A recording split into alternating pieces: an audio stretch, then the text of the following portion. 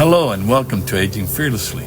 I'm your host, Guillermo Vidal, and it is my hope that these programs are helping you build a life without limits. Now I want to talk today about our common tendency to not tell the truth. We all do it. We lie about our age, weight, or why we're late. Some cheat on their taxes, others on their spouses.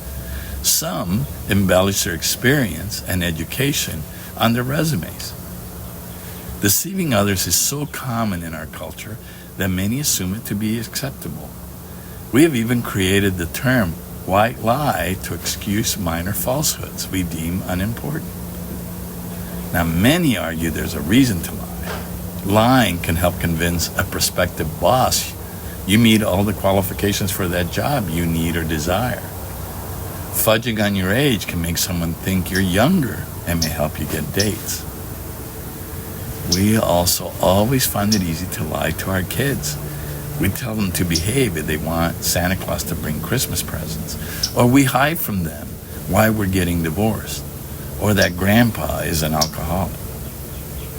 Now, it is certainly easy to justify withholding the truth from anyone, but eventually, the truth always finds the light of day. So this begs the question, why do we deliberately say things we know not to be true? Well, I believe lying is rooted in a belief that we're not good enough as we are. We see in ourselves what we've been told are our shortcomings, and we use lying to hide them from people, or they will reject, ridicule, or scorn us if they discover them.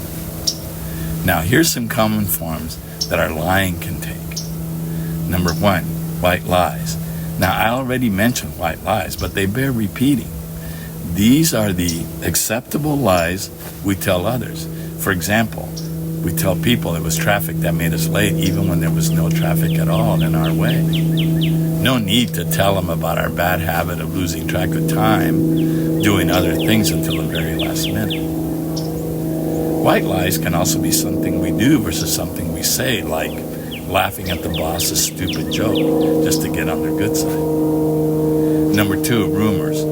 These are the lies we spread about others. The juicier the lie, the more it tempts us to spread it, even though we have no proof of its veracity. A common example, she got that promotion because she's sleeping with the CEO. Number three, exaggeration. We exaggerate our work experience, life story, and or our talents to create a greater picture of ourselves in the minds of others. Now, having hired a lot of people throughout my career, I'm amazed how many lie about their college educations. Unbelievable. Number four, spin. This kind of lie we attribute to politicians who need to confuse their position on certain issues in order to attract more voters from all sides of the political spectrum. But politicians are not alone in this. We spin our stories all the time.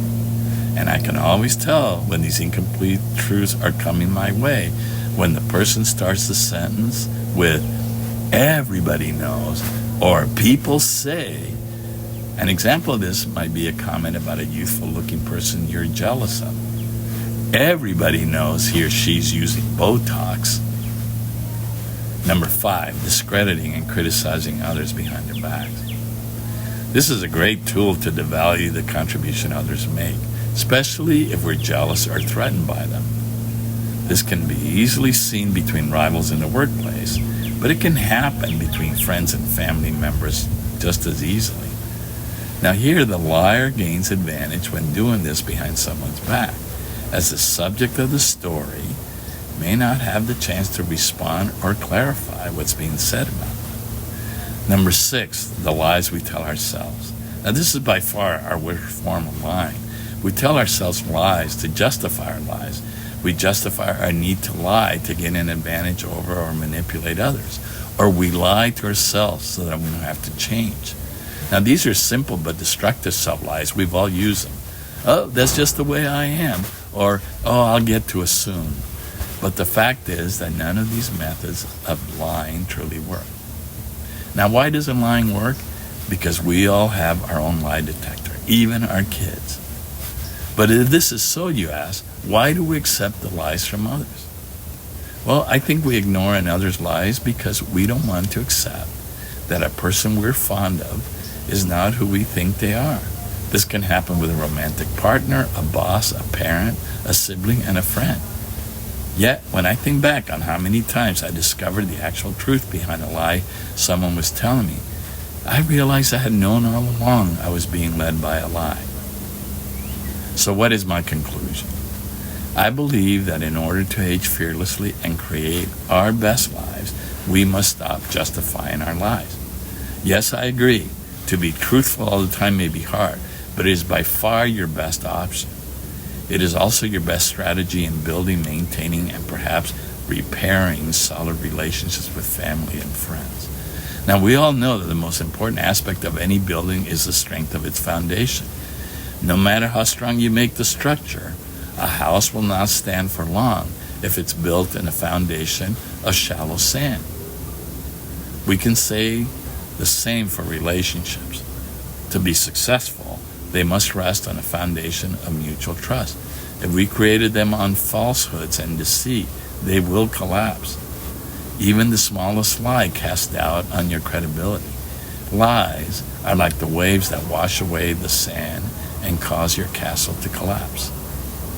This will cause the relationship's foundation to wash away and the structure to collapse. Let your truth and honesty be the light others can count on. Simple. Thank you for joining me today. I hope to see you soon.